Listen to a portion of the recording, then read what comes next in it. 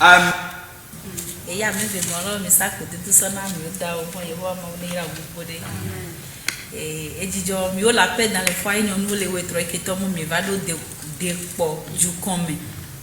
Eyi ti mi le lo da po keke o sigbele papa mi do ene o. Ma wu to chan de po mo mi ava ji de po nyo cho vi o po. Eyi do le we tro ke to I mi va bole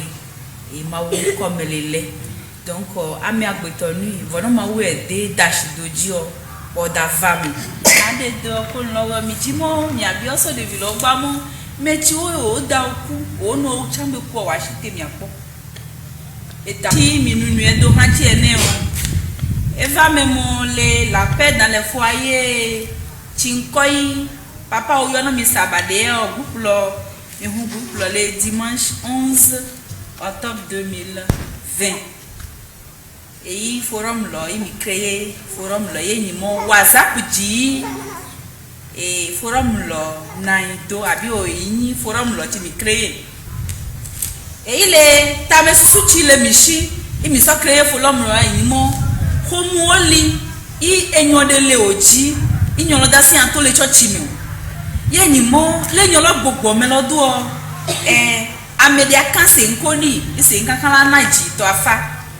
Et donc, mi va créer groupe la paix dans le foyer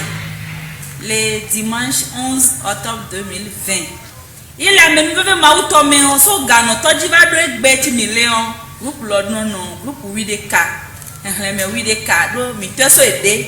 Il a mi so aider là tu mi créer e fa beto et non 257 personnes. Non mi so groupe de k e fa beto caden ho wadre. Et tu me crées quand on a d'or, mi va créer à mes végonlo, chambe d'or. Mi va créer à mes tongonlo, et tu me la mettre tongonlo dit quoi. Et va même mon amédo le mio domeyo de se à Jackbe. Ye le mu, mi a bewele mu, mi a créé no melo, chigbe mo font towene. Mi va créer groupe amene tono me tu ni font peto, me tu se font gbeo. Isso o sokodo amene lo me. Et il me la menu dit quoi et va me monter boto chama do mi me ya jagbe mi o to ese no wedeka il va créer à ma tonton il sorto boto prince do me tu ese gigbe o et tu me la ma tonton dit quoi et va me mon le Côte d'Ivoire egbe o to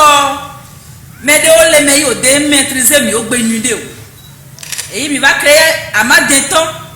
il sorto Côte d'Ivoire non o kenken so do à ma denton lo me ti mi le amadelo me iko nu tu ejo gbokwe ihom me afa elemon sula senyolo nyono chambe senyolo gbokwe atiana ntifafa komulo nyono lo le nyolo seko ive vito me ti oyi o so de tenje shi yesu o amela je shi yesu ganke gan gbetile mi o elemon apa epla lo wa so apa lo kuru vio e ba we mu ti mi le amade toji iko le nu hu ho na meme oh na sunye wani chimba ko nyon le gbo kekede e mo vode groupe onyon le groupe oti mi créer me on mi de house de do groupe o me on mi onyon no kede e ye va le mo na nyon mi a créer groupe amadreto ke aso mi o da odo me praise the Lord. Hallelujah. Et mi va créer groupe ti ni la paix dans le foyer numéro 7 et mi va créer groupe amadrelo mi onyon nu tu ele la paix dans le foyer comme so 1 keke va numéro 6 mi va wa sumo metuei o sodo et Android do pa ko numéro va effectivement numéro va gbogbo de il so o sodo la paix dans les foyers numéro 7 ni papa mi o to et meti le nkonyo e mi o da et asunye to pour de menaya yin ko tini monsieur Zola Kafon Augustin et le nkono nsuo tu ele pupa madre tolome. Et tu me l'as dit quoi, hein? Et va me mon note over ce groupe l'encore. Et ouais, mon autre groupe l'homme le nom d'un français bay, il n'a ni do et non nous comme. Tu es là, il va créer un groupe à me ni tono, non, dis so. Il sort au sort domaine, il au bout de dos. Tu me l'as même ni toi dit quoi? Il a des menos mimo, ni bail que toi dit, ton yon l'homme et il m'a oué no kenken. Va me bedeka et maman nous maunyo maman metti secrétaire no church mi oto achenu maunyo mama geni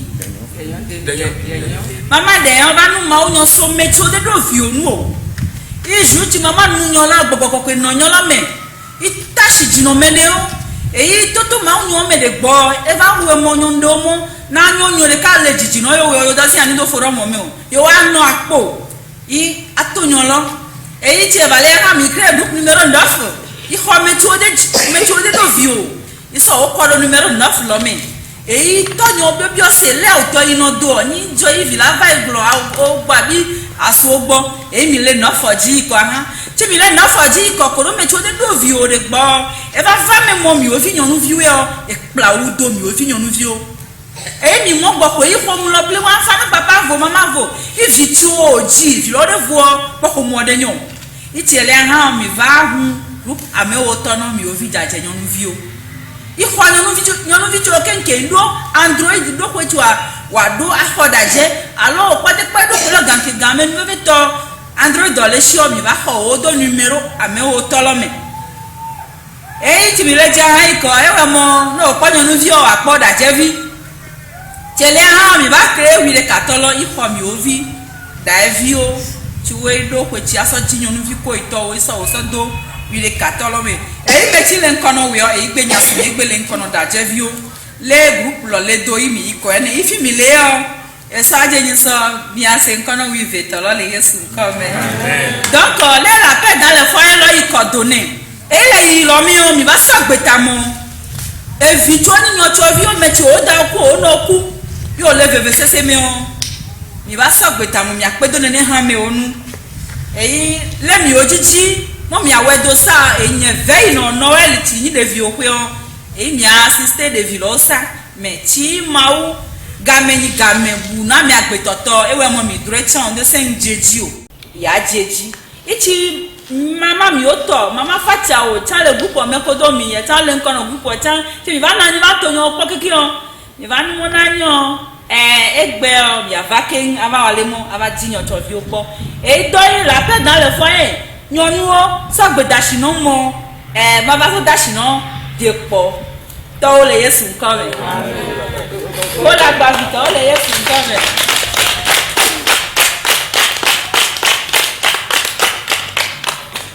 donc les groupes les do o ne mi dre le clemene e che to kuku de me o mi apo me chuyi o da oku o no oku no wa no agba no mi apo me chuyi nyo cho vi et à Delino, pendant Delino.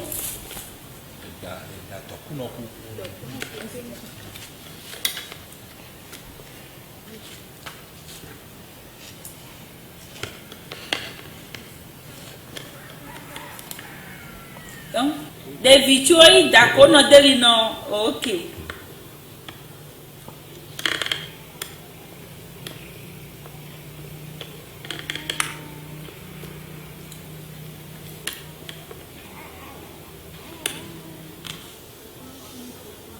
Let me papa ha de vicho yo e oni de vicho yi o da oku alo me de noloku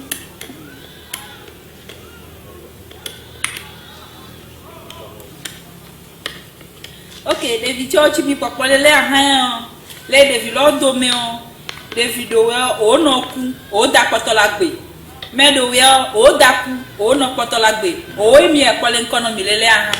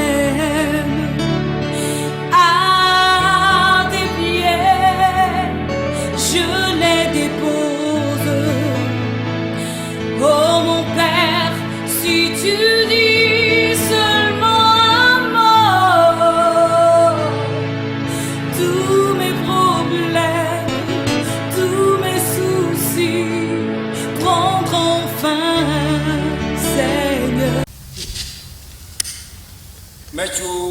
vas pas l'ingénieur, tu as vu là où il est. Tout ce que vous êtes en train de voir derrière les orphelins, on y passe pour les églises de Pentecôte, mais ils ne sont rien d'autre que des pasteurs dans l'église de Pentecôte. Et Kolo, Amagao, au Bordeaux, accompagnés des anciens.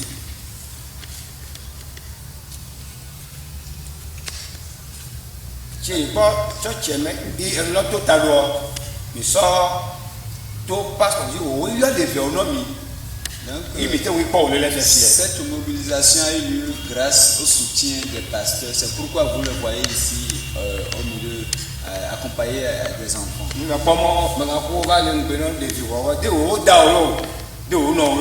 Donc, si vous voyez, nous, les personnes âgées ici, nous ne sommes pas des parents aux enfants, mais nous sommes leurs pasteurs, nous sommes venus les soutenir